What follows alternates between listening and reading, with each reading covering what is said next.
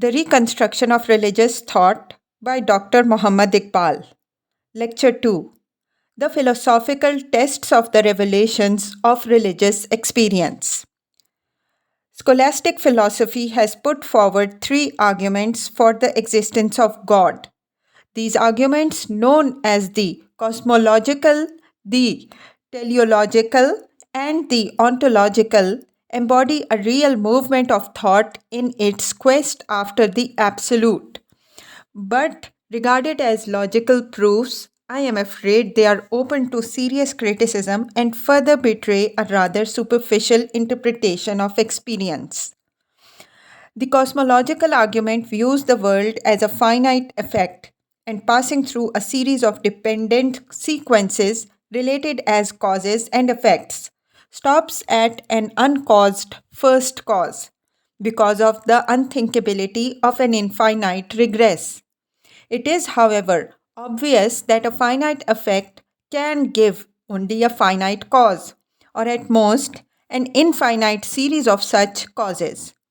To finish the series at a certain point and to elevate one member of the series to the dignity of an uncaused first cause is to set at naught the very law of causation on which the whole argument proceeds. Further, the first cause reached by the argument necessarily excludes its effect, and this means that the effect, constituting a limit to its own cause, reduces it to something finite. Again, the cause reached by the argument cannot be regarded as a necessary being for the obvious reason that in the relation of cause and effect, the two terms of the relation are equally necessary to each other. Nor is the necessity of existence identical with the conceptual necessity of causation, which is the utmost that this can prove. The argument really tries to reach the infinite by merely negating the finite. But the infinite reached by contradicting the finite is a false infinite, which neither explains itself nor the finite, which is thus made to stand in opposition to the infinite. The true infinite does not exclude the finite, it embraces the finite without effacing its finitude and explains and justifies its being. Logically speaking, then, the movement from the finite to the infinite, as embodied in the cosmological argument, is quite illegitimate, and the argument fails in toto. The teleological argument is no better. It scrutinizes the effect with a view to discover the character of its cause. From the traces of foresight, purpose, and adaptation in nature, it infers the existence of a self conscious being of infinite intelligence and power. At best, it gives us a skillful external contriver working on a pre existing, dead, and intraceable material, the elements of which are, by their own nature, incapable of orderly structures and combinations. The argument gives us a contriver only and not a creator. And even if we suppose him to be also the creator of his material, it does no credit to his wisdom to create his own difficulties by first creating intractable material and then overcoming its resistance by the application of methods alien to its original nature. The designer regarded as external to his material must always remain limited by his material, and hence a finite designer whose limited resources compel him to overcome his difficulties after the fashion of a human mechanician. The truth is that the analogy on which the argument proceeds is of no value at all. There is really no analogy between the work of the human artificer and the phenomena of nature. The human artificer cannot work out of his plan except by selecting and isolating his materials from their natural relations and situations. Nature, however, constitutes a system of wholly independent members. Her processes present no analogy to the architect's work, which, depending on a progressive isolation and integration of its material, can offer no resemblance to the evolution of organic wholes in nature.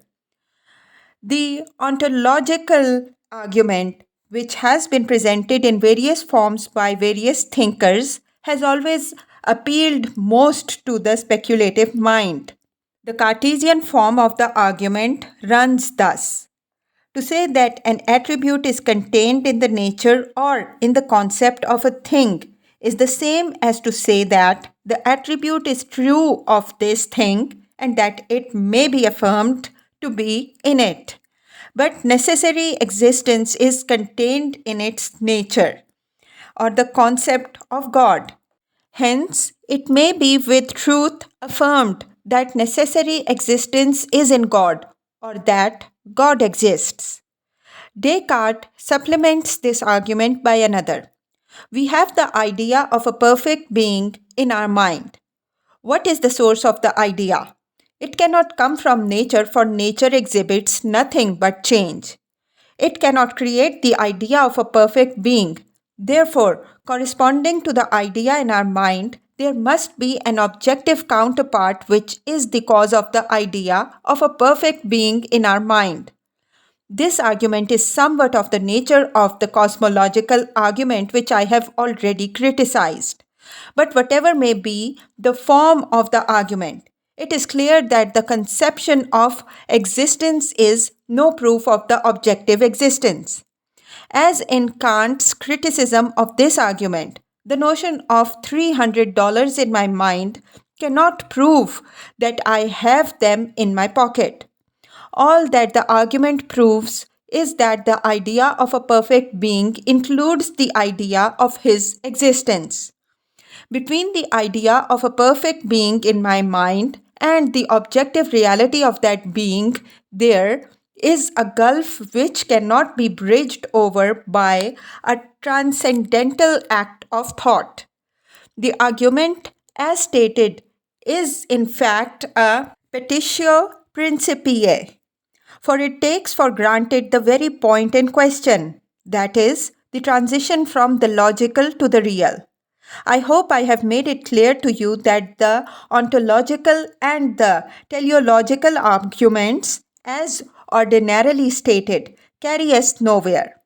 And the reason for their failure is that they look upon thought as an agency working on things from without. This view of thought gives us a mere mechanician in the one case and creates an unbridgeable gulf between the ideal and the real in the other.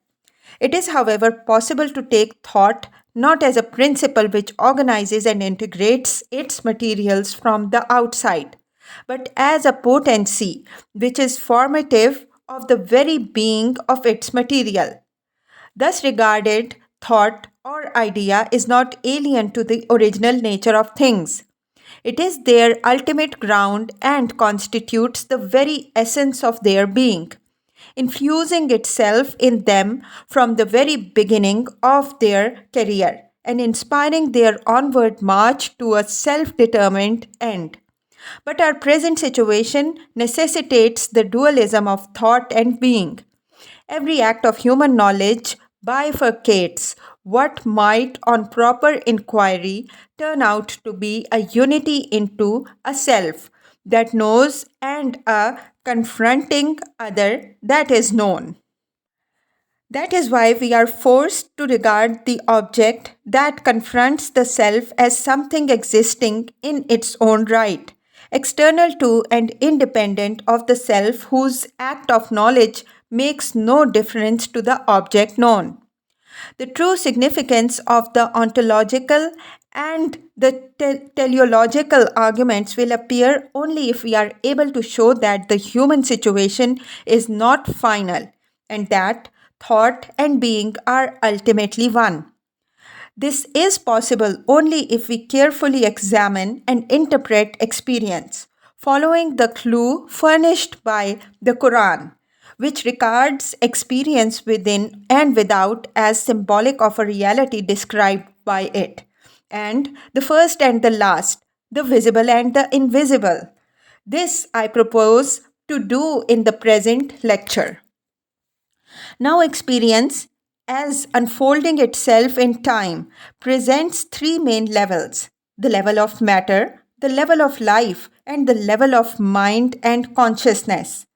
The subject matter of physics, biology, and psychology, respectively. Let us first turn our attention to matter. In order exactly to appreciate the position of modern physics, it is necessary to understand clearly what we mean by matter. Physics, as an empirical science, deals with the facts of experience, that is, sense experience.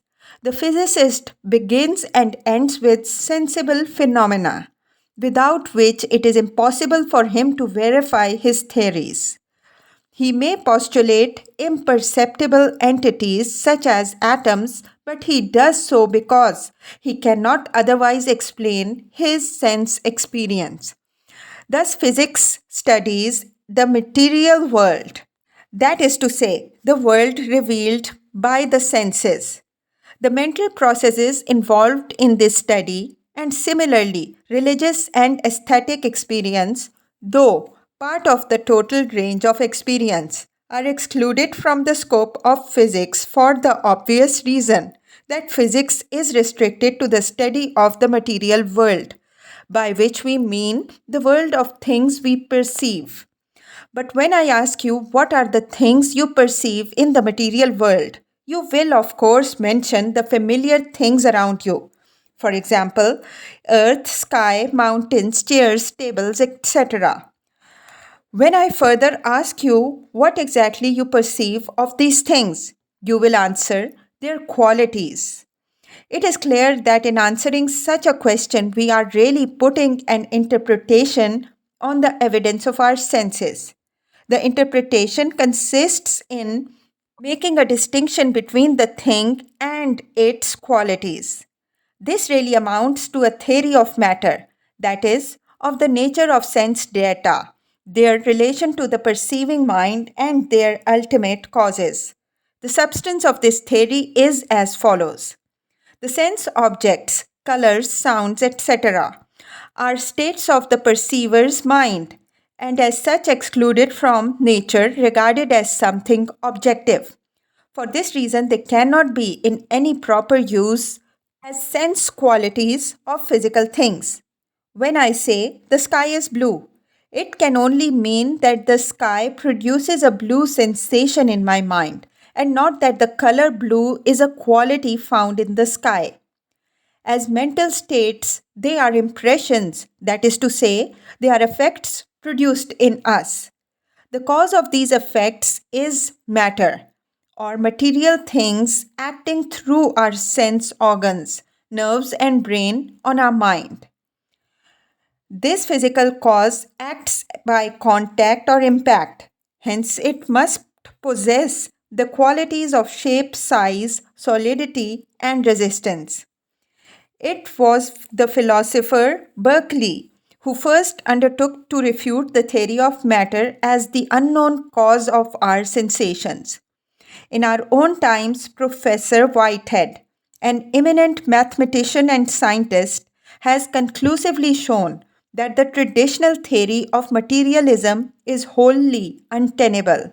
It is obvious that on the theory, colors, sounds, etc., are subjective states only and form no part of nature. What enters the eye and the ear is not color or sound, but invisible ether waves and inaudible air waves. Nature is not what we know her to be.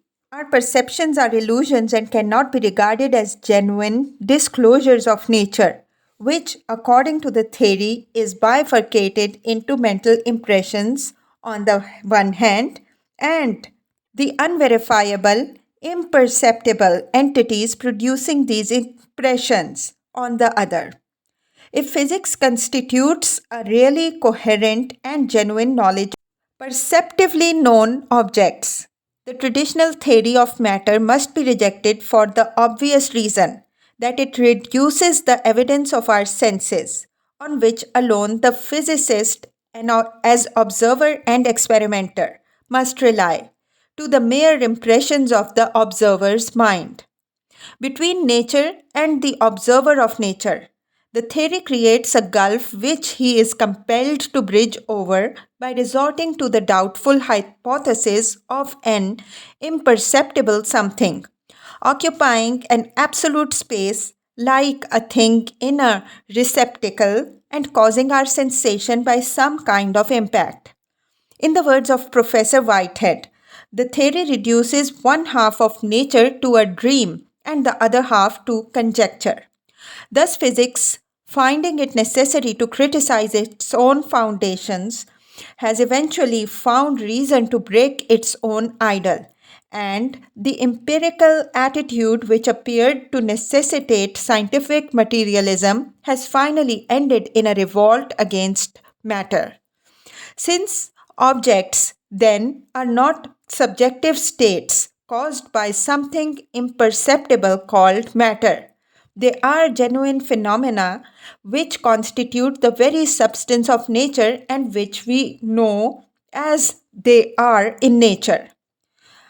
But the concept of matter has received the greatest blow from the hand of Einstein, another eminent physicist whose discoveries have laid the foundation of a far reaching revolution in the entire domain of human thought. The theory of relativity, by merging time into space time, says Mr. Russell, has damaged the traditional notion of substance more than all the arguments of the philosophers. Matter, for common sense, is something which persists in time and moves in space. But for modern relativity, physics, this view is no longer tenable. A piece of matter has become not a persistent thing with varying states, but a system of interrelated events. The old solidity is gone, and with it, the characteristics that to the materialist made matter seem more real than fleeting thoughts. According to Professor Whitehead, therefore, nature is not a static fact situated in an adynamic void, but a structure of events possessing the character of a continuous creative flow which thought cuts up into isolated immobilities out of whose mutual relations arise the concepts of space and time. Thus, we see how modern science utters its agreement with Berkeley's criticism, which it once regarded as an attack on its very foundation. The scientific view of nature as pure materiality is associated with the Newtonian view of space as an absolute void in which things are situated. This attitude of science has, no doubt, ensured its speedy progress, but the bifurcation of a total experience into two opposite domains of mind and matter has today forced it, in view of its own domestic difficulties, to consider the problems which, in the beginning of its career, it completely ignored. The criticism of the foundations of the mathematical sciences has fully disclosed that the hypothesis of a pure materiality, an enduring stuff situated in an absolute space, is unworkable. Is space an independent void in which things are situated and which would remain intact if all things are withdrawn? The ancient Greek philosopher Zeno approached the problem of space through the question of movement in space. His arguments for unreality of movements are well known to the students of philosophy, and ever since his days, the problem has persisted in the history of thought and received the keenest attention from successive generations of thinkers. Two of these arguments may be noted here. Zeno, who completely took space to be infinitely divisible, argued that movement in space is impossible. Before moving body can reach the point of its destination, it must pass through half the space intervening between the point of start and the point of destination. And before it can pass through that half, it must travel through the half of the half, and so on to infinity. We cannot move from one point of space to another without passing through an infinite number of points in the intervening space.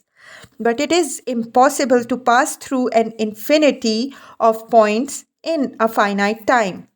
He further argued that the flying arrow does not move because at any time during the course of its flight, it is at rest in some point of space.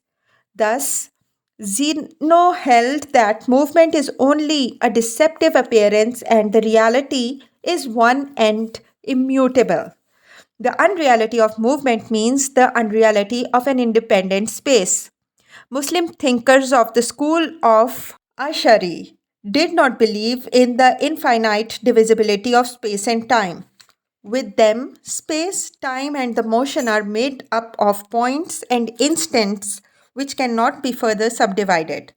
Thus, they proved the possibility of movement on the assumption that infinitesimals do exist. For if there is a limit to the divisibility of space and time, movement from one point of space to another point is possible in a finite time. Ibn Azam, however, rejected the Asharite notion of infinitesimals, and modern mathematics has confirmed his view. The Asharite argument, therefore, cannot logically resolve the paradox of zero. Of modern thinkers, the French philosopher Bergson and the British mathematician Bertrand Russell have tried to refute Zeno's arguments from their respective standpoints. To Bergson, movement as true change is the fundamental reality. The paradox of Zeno is due to a wrong apprehension of space and time, which are regarded by Bergson only as intellectual views of movement. It is not possible to develop here the argument of Bergson without a fuller treatment of the metaphysical concept of life on which the whole argument is based. Bertrand Russell's argument proceeds on Cantor's theory of mathematical continuity, which he looks upon as one of the most important discoveries of modern mathematics. Zeno's argument is obviously based on the assumption that space and time consist of infinite number of points and instants.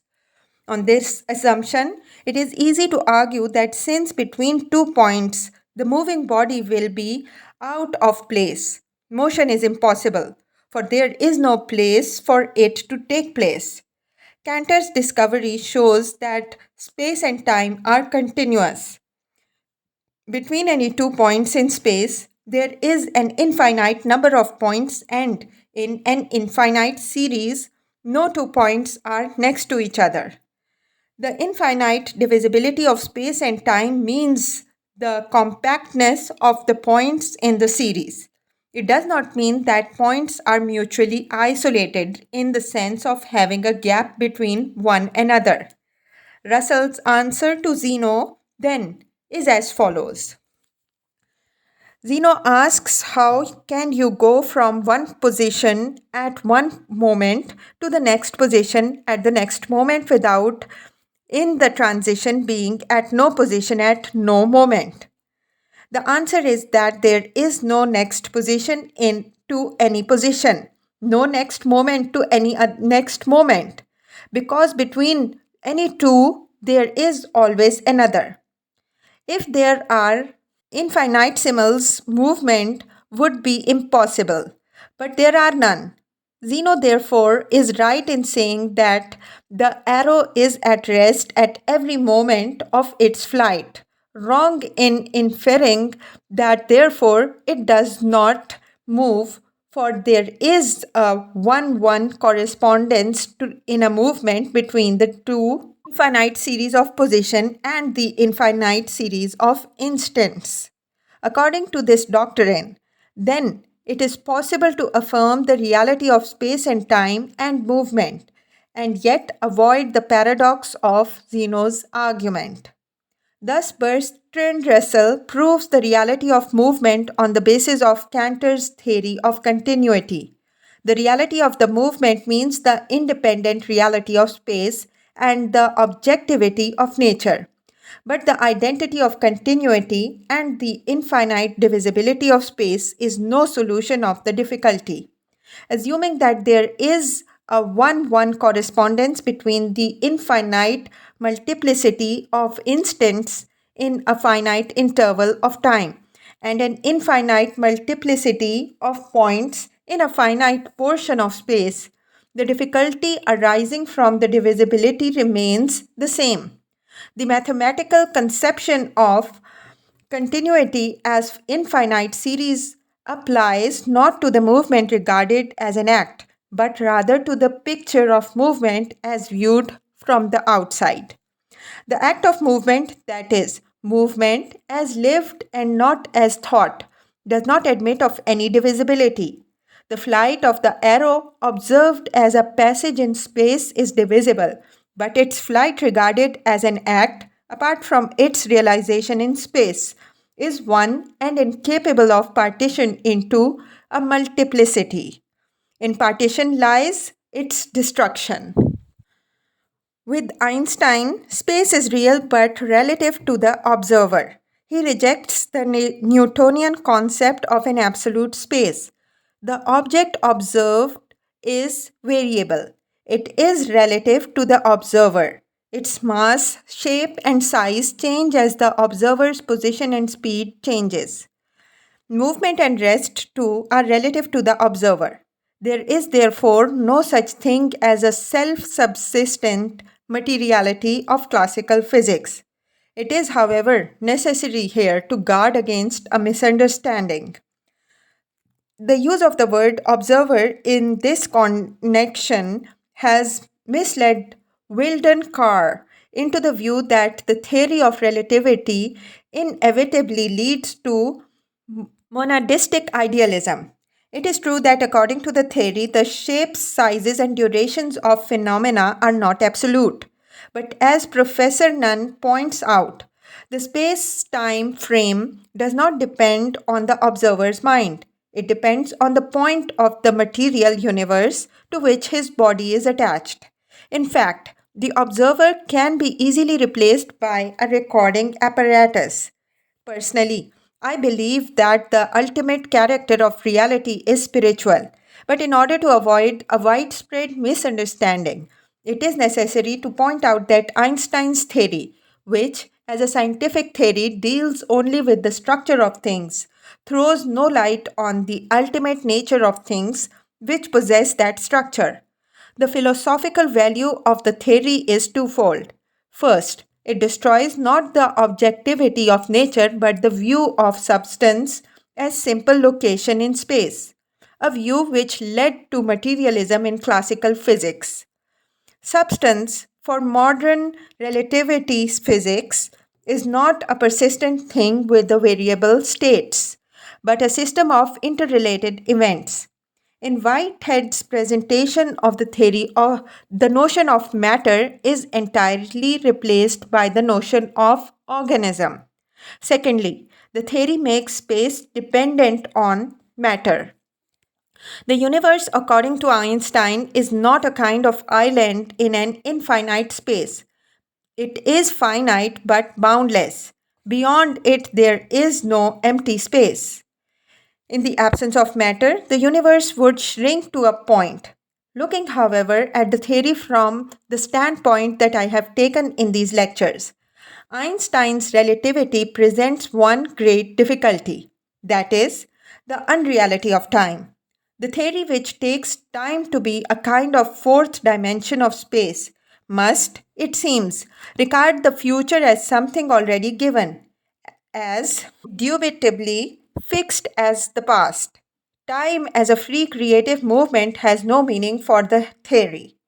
It does not pass. Events do not happen. We simply meet them. It must not, however, be forgotten that the theory neglects certain characteristics of time as experienced by us.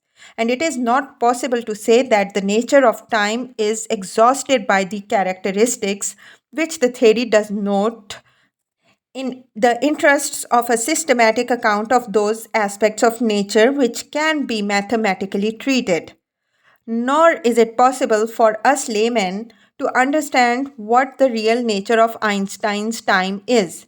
It is obvious that Einstein's time is not Bergson's pure duration, nor can we regard it as serial time. Serial time is the essence of causality as defined by Kant. The cause and its effect are mutually so related that the former is chronologically prior to the latter, so that if the former is not, the latter cannot be. If mathematical time is serial time, then on the basis of the theory, it is possible by a careful choice of the velocities of the observer and the system in which a given set of events is happening to make the effect precede its cause. It appears to me that time regarded as fourth dimension of space really ceases to be time. A modern Russian writer, Spiansky, in his book called Tertium Organum, conceives the fourth dimension to be the movement of a three-dimensional figure in a direction not contained in itself. Just as the movement of the point, the line, and the surface in a direction not contained in them gives us the ordinary three dimensions of space. In the same way, the movement of the three dimensional figure in a direction not contained in itself must give us the fourth dimension of space. And since time is the distance separating events in order of succession and binding them in different wholes, it is obviously a distance lying in a direction not contained in the three dimensional space. As a new dimension, this distance separating events in the order of succession is incommensurable with the dimensions of three dimensional space, as a year is incommensurable with St. Petersburg's. It is perpendicular to all directions of three dimensional space and is not parallel to any of them.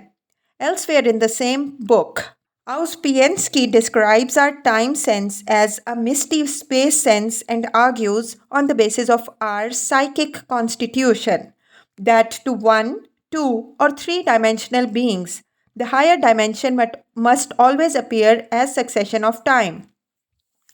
This obviously means that what appears to us three dimensional beings as time is in reality an imperfectly sensed space dimension, which in its own nature does not differ from the perfectly sensed dimension of Euclidean space.